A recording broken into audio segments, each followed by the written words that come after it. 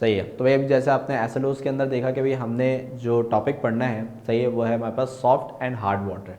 अब भाई soft and hard water नाम से ऐसा लगता है कि भाई सॉफ्ट यानी कि नरम पानी और सख्त पानी क्या होता है भाई ये, ठीक है।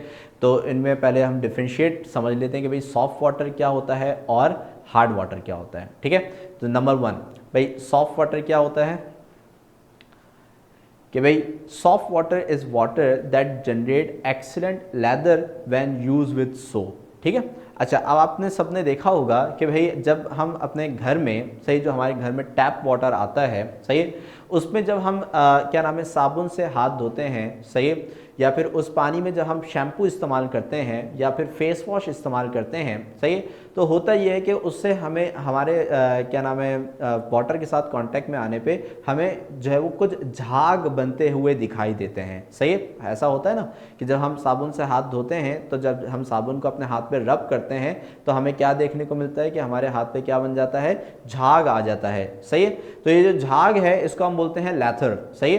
तो यहाँ पे लेदर नहीं है, चमड़ा नहीं है, ये लैथर है, सही। तो यही लिखा हुआ है भाई सॉफ्ट वाटर, सही, is water that generate an excellent lather with soap. तो ये एक तरीके का टेस्ट है कि भाई आपके घर में सॉफ्ट वाटर आ रहा है कि हार्ड वाटर आ रहा है, तो आप क्या करें कि उसमें आप हाथ जाके धोएं पानी साबुन से, सही। तो अगर जो पानी है अगर वो झाग बनाता है तो इसका मतलब ये है कि भाई वो सॉफ्ट वाटर है, सही। और अगर वो पानी जो है वो साबुन के साथ कांटेक्ट में आने पर झाग नहीं बनाता, सही, यानी कि लेथर फॉर्मेशन अगर नहीं होती, सही, आप जितना भी साबुन को रब कर लो, सही, कोई झाग ना बने, तो इसका मतलब ये है कि भाई वो हमारे पास हार्ड वाटर है, सही। तो ये इसकी डेफिनेशन है, सही। तो सॉफ्ट वाटर क्या होता है भाई, सही, soft water is the water that generate an excellent lather with soap. And hard water क्या भाई, hard water is defined as the water that does not lather with soap, सही।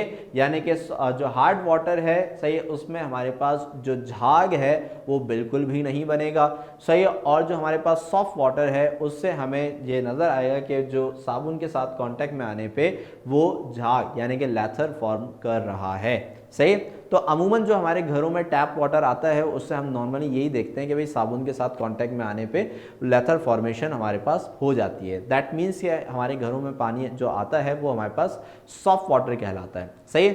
और अगर हम जो है वो हार्ड वाटर की बात करें तो कभी किसी का अगर इत्तेफाक हुआ हो कि जो है वो हम हॉक्स बे या फिर किसी ऐसी जगह पे गए हों समंदर इलाके में, सही, तो वहाँ पे जो हमारे पास पानी होता है, समंदर में जो पानी होता है, सही, जो कि खारा पानी होता है, ठीक है, जिसमें मिनरल्स की जो तादाद है वो बहुत ज़्यादा होती है, इम्प्योरिटीज़ बहुत ज़्यादा होती हैं। तो कभी आपका अगर इत्तेफाक हुआ हो या फिर फ्यूचर में कभी जाएं तो ट्राई करिएगा से उस पानी से अगर आप जो है वो साबुन से अगर हाथ धोएंगे तो उससे बिल्कुल भी जो है वो झाग यानी कि लेथर फॉर्मेशन बिल्कुल भी नहीं होती, सही। इसका जो रीज़न है वो ये है कि भाई it contain dissolve impurity but in small quantity, यानी कि जो हमारा टैप वाटर भी आता है तो उसमें भी कुछ ना कुछ इम्प्योरिटी होती हैं, लेकिन वहाँ पे जो इम्प्योरिटीज़ हैं उसके अंदर मौजूद जो मिनरल्स हैं वो लेसर क्वांटिटी के अंदर होते हैं, इतने ज़्यादा नहीं होते, सही। तो इसलिए वो सॉफ्ट वाटर होता है और लेथर फॉर्मेशन हो जाती है, सही। लेकिन हमारे पास जो समंदर का पानी है या फिर ऐसा पानी कि जिसके अंदर इम्प्योरिटीज़ जो है वो बहुत ज़्यादा हों,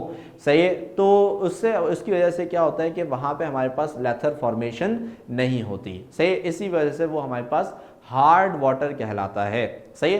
सो hardness in water is cause by a variety of factors, सही। यानी कि अब ये जो पानी है, सही, अब एक साफ पानी है कि भाई जिसके अंदर हमारे पास किसी भी किस्म की जो इम्प्योरिटीज़ हैं वो बहुत ज़्यादा अमाउंट के अंदर मौजूद नहीं है, लेकिन अगर हमारे पास मिनरल्स और इम्प्योरिटीज़ जो हैं वो बहुत ज़्यादा हो जाती हैं तो फिर ये हार्ड वाटर कहलाएगा, सही।